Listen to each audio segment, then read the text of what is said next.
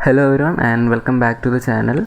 Today we will dive into an interesting mathematical concept, that is to print the Pascal's triangle. So this triangle is not only visually beautiful but also incredibly useful in solving algebraic problems. In this video we will learn how to generate Pascal's triangle up to a given number of rows using Python.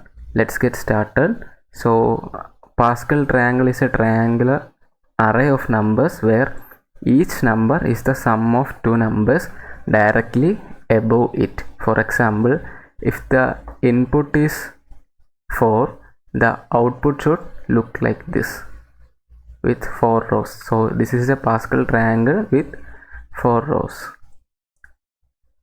So Pascal triangle is a triangular array of numbers where each number is the sum of two numbers directly above it.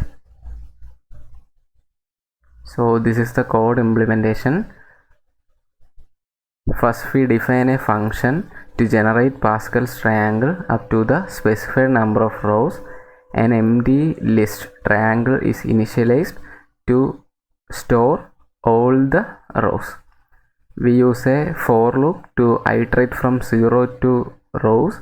For each iteration we create a new row that starts with 1. For rows after the first, we calculate each value as a sum of two values from the previous row which are directly above. So what this do is we calculate each value as the sum of two values from the previous row which are directly above.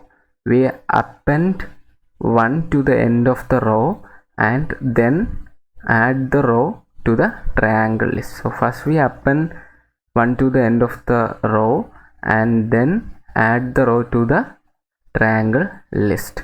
Then we format and center each row to display the triangle neatly. That is what happening here. We format and center each row to display the triangle neatly. Then we prompt the user to enter the number of rows and call the function to display Pascal's triangle. So let's run this code and check whether it is working fine. So let's give 4 as input first. 4 is the number of rows, so it should print the Pascal triangle with 4 rows. So this is what we expected as in the example. So let's give another input. Let's give 5. So it should print one more row which is 5 rows.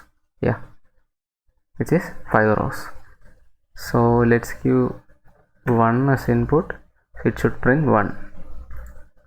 The key concept we learned are using nested loop, then dynamic row creation and string formatting. And that's how you can generate Pascal's triangle in Python. This program is a great way to practice nested loops and list manipulation. If you found this tutorial helpful, please like, share and subscribe to the channel. Stay tuned for more exciting coding challenges, and as always, happy coding.